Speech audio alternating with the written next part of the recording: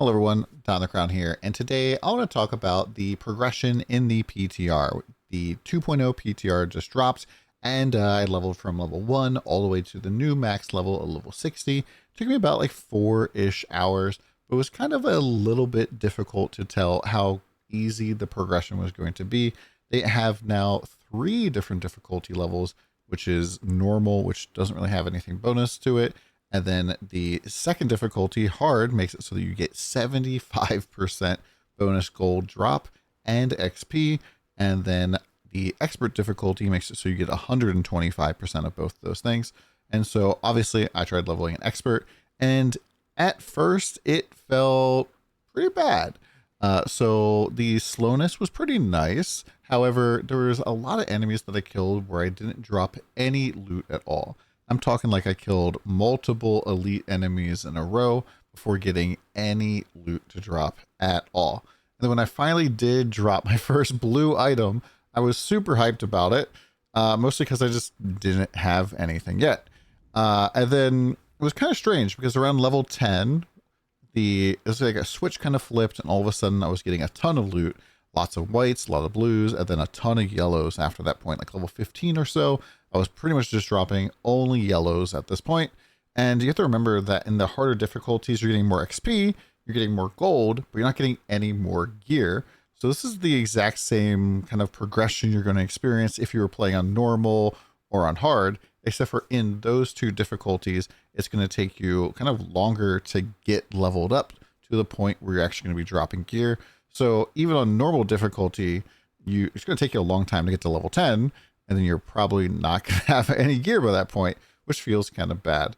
Also, like, you can't put a legendary aspect on a blue piece of gear or on a piece of gear that you don't have, which is kind of feels bad.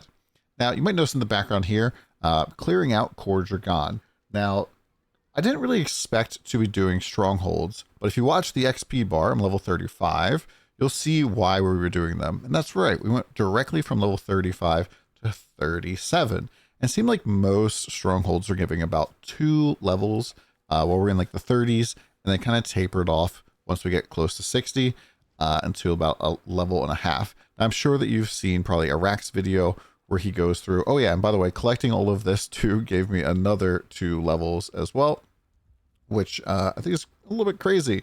I like had to pause and like go back and clip this because getting a whole bunch of levels from just handing your renown is also pretty nice. And so Rax basically was doing a thing where you could reset the stronghold here, and we've already reported this to Blizzard that like you probably shouldn't be able to just run the same stronghold infinitely over and over again. Yeah, here I am looking at it again because yeah, it just doesn't make any sense to be able to reset a stronghold by having a friend who's like level 1 sitting in town, inviting you to a party over and over again.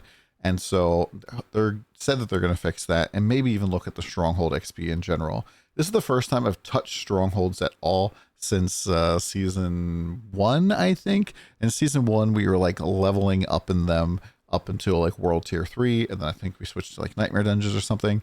But I've done more strongholds today than I have in season 2 through 5.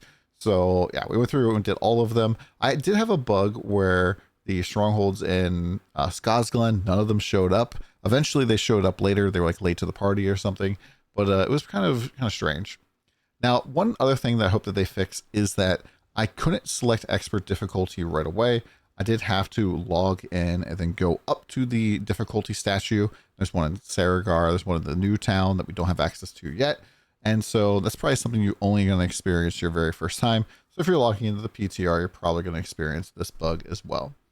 And so I did like how tanky the monsters were, but as you can see here, we're like level 39, absolutely just mowing through everything. I really couldn't imagine trying to play on like normal difficulty at this point, or like even like hard difficulty, because we're just blowing monsters up. And this is once we have our legendary aspects. Now, I could understand like it could be difficult to get some of these aspects, and they did provide us like basically with a your account as it is right now. So you have a whole bunch of Paragon points sitting in the wings. You have all of your aspects, you have all your tempers. So it's kind of like spoiled the leveling process a little bit because it's kind of hard to tell exactly how much of that kind of stuff you're going to be able to getting along the way, especially because the tempering recipes do not drop once you've already unlocked them. But yeah, so once I get a couple of legendaries going, felt too easy probably. Just absolutely just blasting through. My one concern though is that the flamethrower aspect, if you're going to be playing Incinerate, feels so powerful once you have it on a two-handed staff. And if you don't have it on a staff, it kind of feels like you're doing no damage.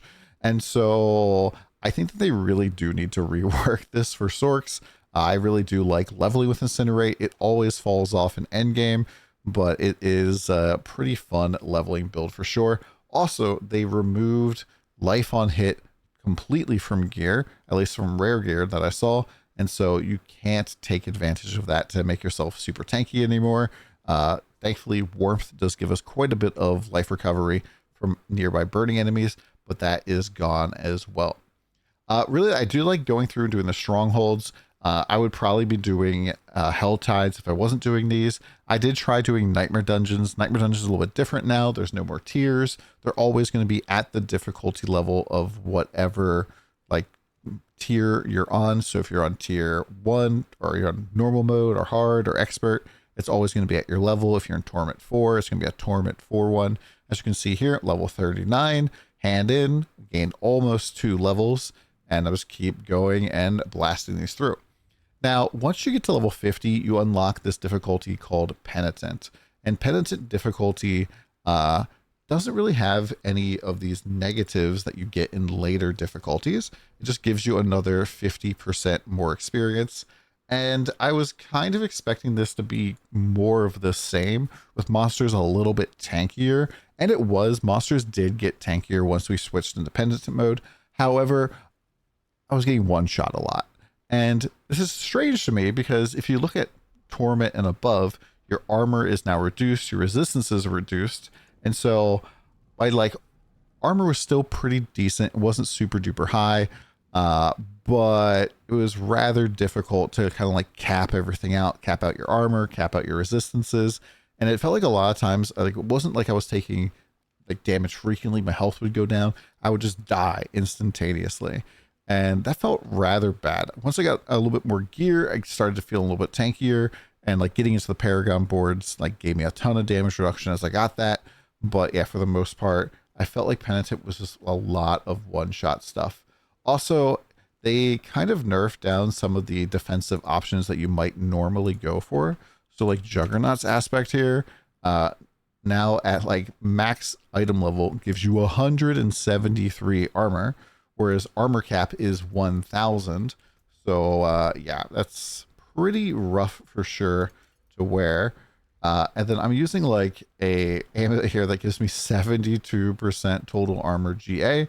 It's giving me quite a bit of armor, taking me 800 up here. And the reason for that is because we have negative armor thanks to being in Torment 3. You lose 750. And once you go up to Torment 4, you're negative 1000 armor.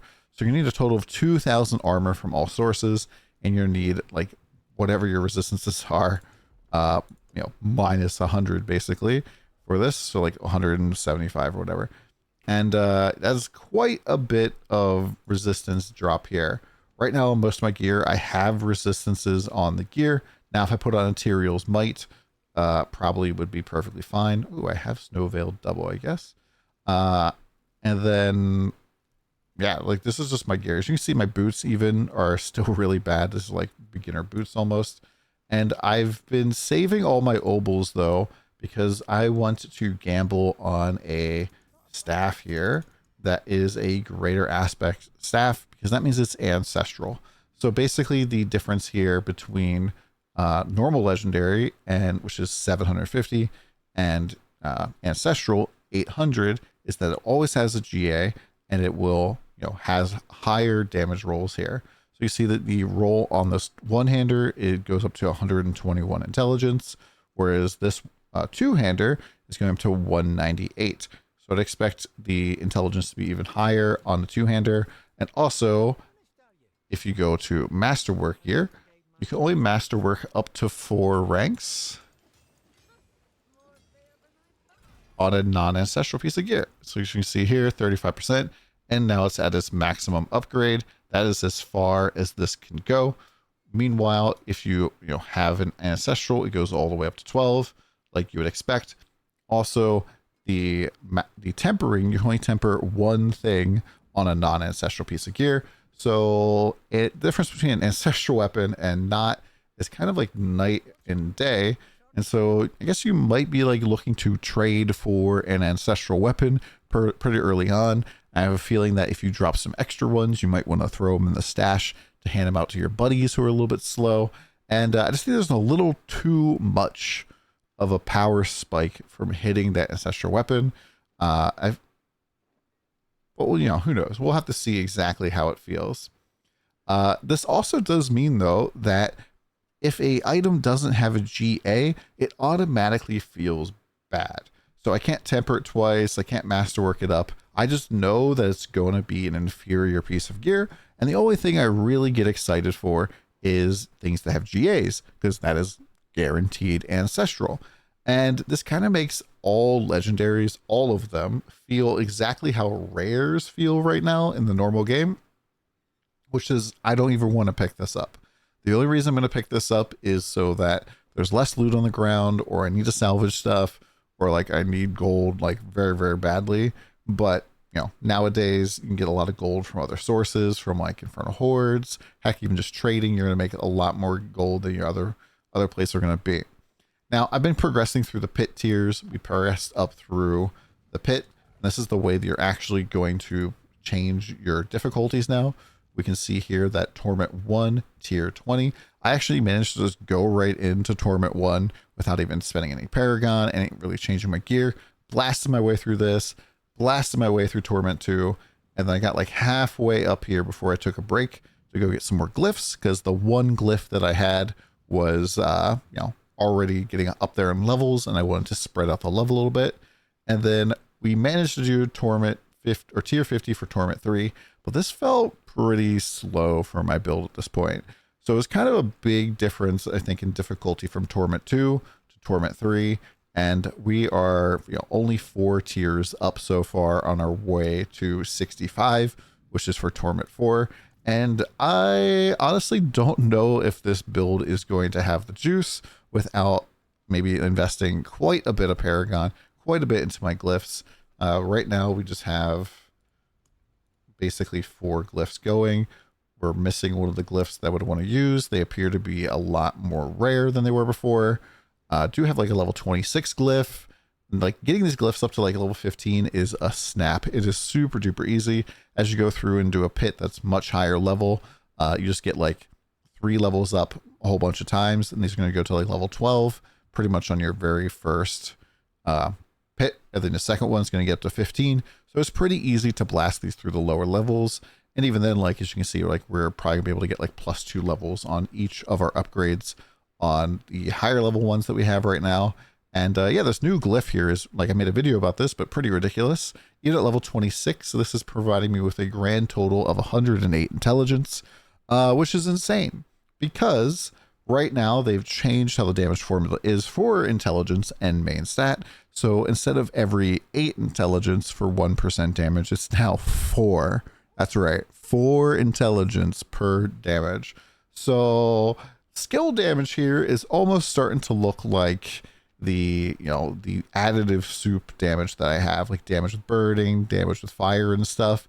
So I'm almost kind of starting to DR a little bit on that kind of stuff. And so intelligence might not necessarily be all that great for my build moving forward. And we'll have to figure out something else to do here. But yeah, that's kind of my thoughts right now on progressing. It does kind of seem like it's going to be pretty difficult. Oh, one more thing. I went and did a whole bunch of tormented bosses. They didn't drop any rare items, and you drop more uniques. So in Torment 2, I dropped 2 uniques every single time. Sometimes I dropped 3. Torment 3, I did 1 Varshan. He dropped 3 uniques. It took me forever to get a ring off of him. And yeah, this just seems like it's going to be a lot easier to get better gear. And so it seems like at Torment 4, every time you go and kill the boss, you're going to get 4 loot off of it, sometimes 5. It's just going to make getting mythics and stuff a little bit easier, because that's not with the like increased summon cost or anything like that. As you can see here, it requires 2 eggs in order to summon our boy Duriel, and so it's not like it's super duper increased or anything like that. And yeah, I'm looking forward to easier time doing these endgame ladder bosses. And also, I felt like I was getting a ton of materials from like running Helltide. Opening up a chest, a mystery chest in World Tier 2 or Torment 2, gave me 11 living 11 living steel out of it.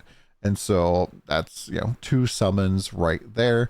So farming these bosses up, getting those mythics is going to feel pretty smooth, but maybe getting to World Tier 4 is going to feel pretty difficult. I would guess that people are going to feel like they're going to need some of their mythics and stuff in order to make that final push. I kind of do like having a little bit more of an extended difficulty, but it does feel like potentially people are going to be forced into playing the best meta build without having all the gear, so that you can farm up your paragon, you can farm up your glyphs, and then you can transition into something that's maybe a little bit less efficient. Let me know what you guys think in the comments down below, and we'll see you again soon. Have a good one.